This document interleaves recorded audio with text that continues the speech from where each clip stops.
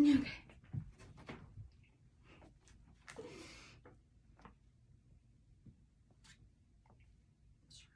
Okay.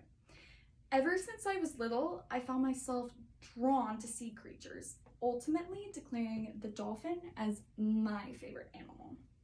I used to collect those miniature sculptures of them made of glass, ceramic, or even plastic because I really admired the dolphin.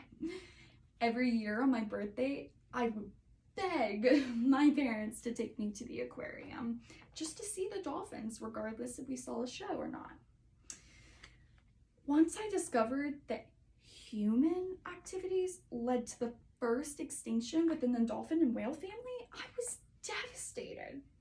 I couldn't even fathom the amount of ignorance and negligence it would take to even allow a species to become extinct, nevertheless a protected species. So I decided I'd like to honor the memory of this creature. The Chinese river dolphin, or beijie, was a symbol for peace, prosperity, and protection in Chinese folklore. Nicknamed the goddess of the Yangtze, the beijie was believed to be the incarnation of a young girl who escaped her abusive stepfather by jumping into the Yangtze River. The species inhabited the lower to middle regions of the Yangtze River, including the Dongting and Puyang lakes, isolated from the chaos the boats produced along the main waterway. These animals were quiet and shy around humans, but were very social around their own kind, often forming groups from 4 to 10. One of these dolphins was rescued from a fisherman's net in 1980 and spent the rest of its life in the Wuhan Dolphinarium as the world's only beijie dolphin held in captivity, according to Wan Ding. Now, he worked with the Institute of Hydrobiology in Wuhan, spending much of his time with a dolphin named Kiki. Unfortunately, Kiki passed away from old age in 2002, signifying the potential end of the Chinese river dolphin line. Ding was heartbroken, so he personally led the 6-week expedition in 2006 to search for any trace of the dolphin along the river.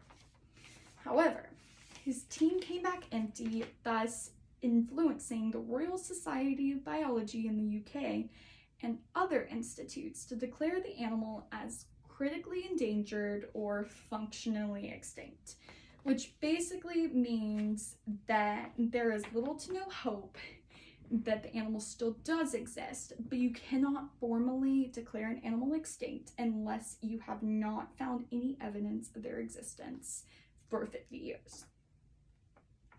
The extinction of any animal is mortifying, but the death of the beijie held a much more significant consequence. As a part of the Libtidae family, the beijie were separated from the other river dolphins by its unique skeletal structure and stomach anatomy. Because of their unique biology, I was puzzled. Why did the Chinese, or better yet, the world, not make better efforts to protect the wild population? Now, upon further investigation, I discovered that China did institute laws banning harmful fishing practices and created reserves in the 1970s. But it was too late. The population had already dwindled to an alarmingly low number that was almost impossible to save them. So what happened? How could the 6,000 estimated dolphins become extinct over the course of 50 years?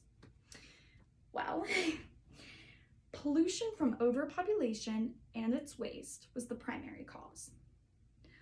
Bycatch, in which fishermen would accidentally catch the dolphins in their net and unintentionally kill them.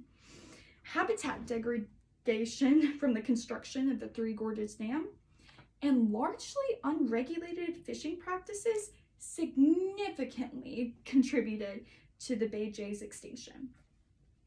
After the death of Kiki and its subsequent extinction of the Chinese river dolphin, the world has gone to great lengths to prevent this from happening to other river dolphin populations.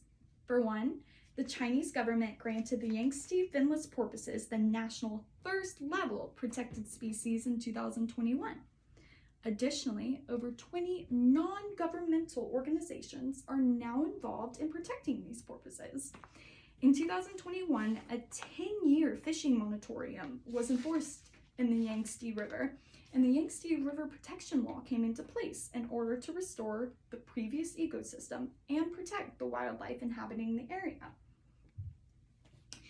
The memory of the Chinese river dolphin weighs heavily in my heart, but its story has brought some much needed attention to the more profound problem at hand. It has inspired institutions to enact and fund more wildlife conservation measures and brought them to better protect other river dolphin populations suffering similar conditions to the Bay Jay. Regardless of its absence, the Bay Jay continues to serve as a strong symbol within Chinese culture and will not be soon forgotten. Thank you.